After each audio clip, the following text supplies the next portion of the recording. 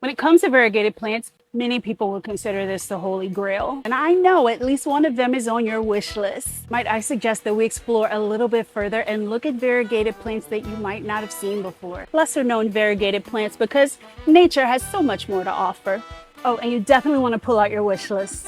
Philodendron Thai sunrise. Everyone should be familiar with this plant, and I don't know why they're not. I have no idea why he's not more popular, because this variegation is insane. Nice chunky variegation is just the most beautiful to me. There's an elegance about this plant, a sophistication, if you will. He is also a climber, so you want to definitely get him on a pole.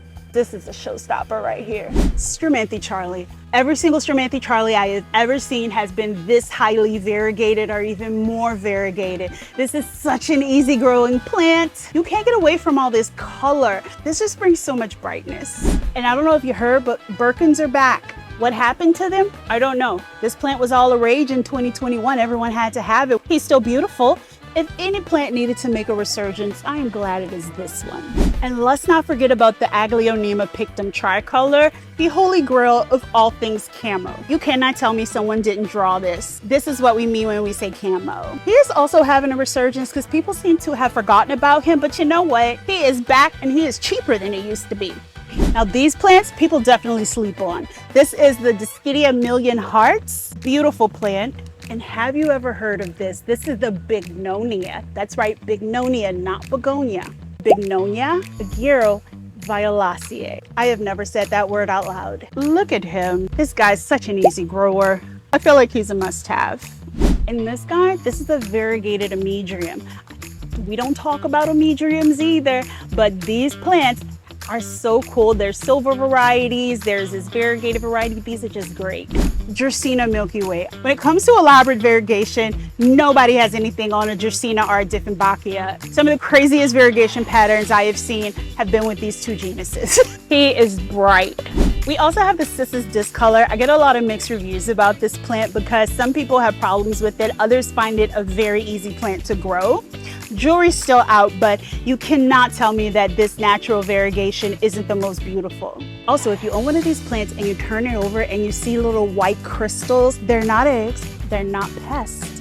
These are mineral deposits from the plant. You can just leave it alone. They don't require you to do anything. Cissus discolor. And this little guy right here, he is just too adorable. This is an Asplenium nidus variegated. This is gorgeous. Look at the variegation. I love it when there's pure white variegation. This is just such a bright, beautiful plant. And I'm just gonna throw in the variegated string of hearts. If you don't have this in your collection already, I'm not sure why. You need to get on it, get yourself one. The variegation is just so easy to keep on these plants that it's just worth it. Here's a variegated Hoya that I don't see too often. This is the Sigillatus, and he's just super splashy. Look at this variegation. This guy comes to us from Borneo and he is just a beautiful looking Sigillatus. And I didn't forget about you Anthurium lovers. This is the Anthurium Doriaci by Silver Blush. And if you know anything about anthuriums, it seems that they are trying to find just how silver they can get a leaf. I'm not mad at it though, because that's just what I wanted. This is the pop of color you need if you're an anthurium lover. And for my begonia lovers, I have a colorful treat for you. He's a Rex begonia. The color on this is amazing. We also have the Begonia Amphioxus. It looks like there should be a warning label on this plant because it just has this, I don't want you to touch me look or you're gonna get poisoned. But it is indeed not poison or toxic. It's just a special little plant. And I've been on a hunt for this begonia for a while. This is the Begonia lustata, and for me, this is a glow-in-the-dark plant.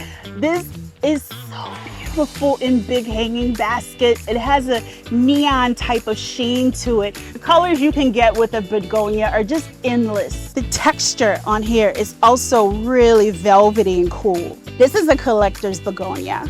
And speaking of bright, you might want to put your shades on for these. This is the Croton Tangbu. I know that we don't have the best relationship with Crotons, but let's be real. You're not going to get this type of color everywhere. Somewhere deep inside, if you love color, you have to love this. This one, however, is up for debate. This is the Croton Corkscrew.